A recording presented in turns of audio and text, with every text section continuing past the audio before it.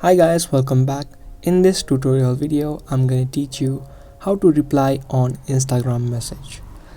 If you didn't know how you can reply to a message on Instagram, then make sure you watch this video until the end and let's get this video started.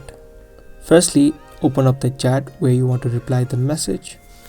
After you open up the chat, now you will need to swipe right on the message that you want to reply, like so, and a reply will be automatically added. And after that, you can see that an option has been added which says replying. Now you can type in any reply and tap on send, and you can see the reply has been sent as your reply.